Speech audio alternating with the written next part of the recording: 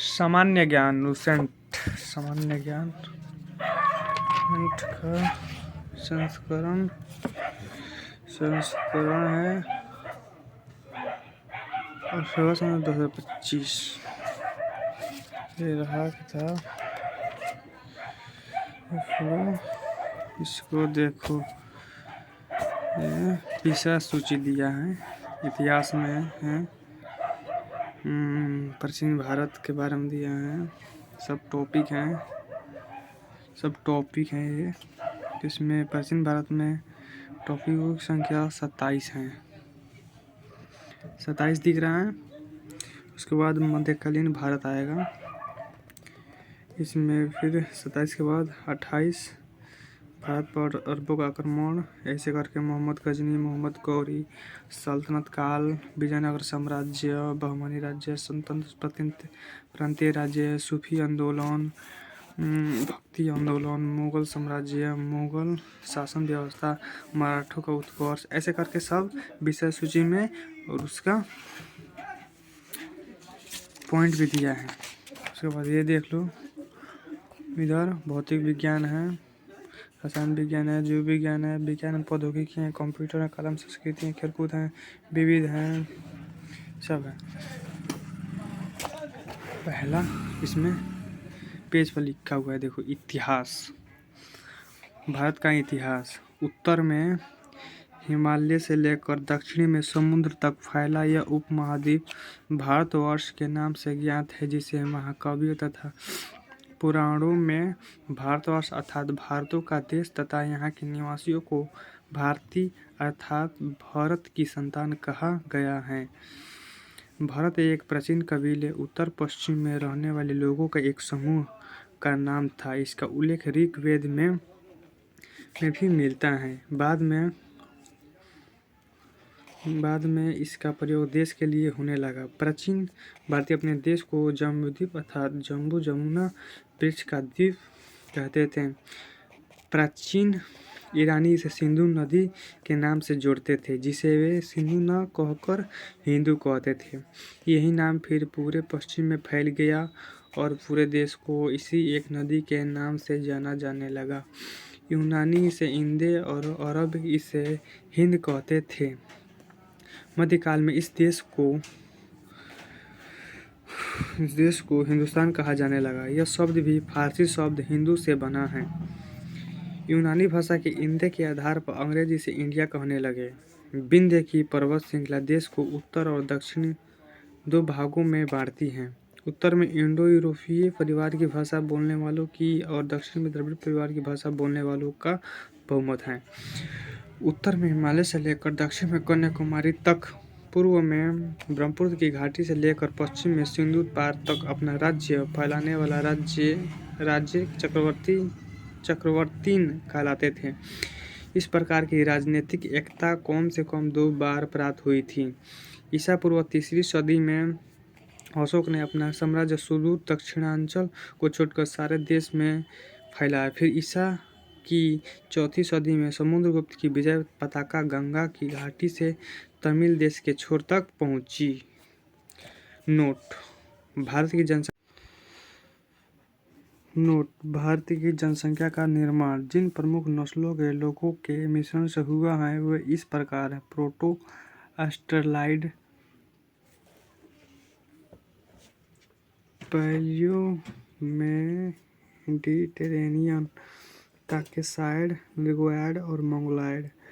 भारतीय इतिहास के अध्ययन की सुविधा के लिए 3 भागों में बांटा गया है: प्राचीन भारत, मध्यकालीन भारत एवं आधुनिक भारत।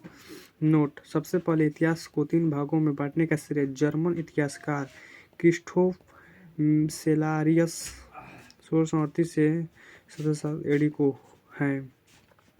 प्राचीन भारतीय इतिहास के स्रोत: प्राचीन भारतीय इतिहास के विषय में जानकारी मुख्यतः 4 स्रोतों से प्राप्त होती है: धर्म ग्रंथ, ऐतिहासिक ग्रंथ एवं विदेशियों का विवरण और पुरातत्व संबंधी साक्ष्य।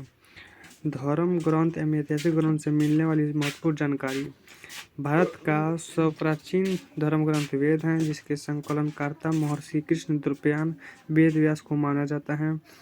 वेद वासुदेव कुटुम्बकम का उपदेश देता है।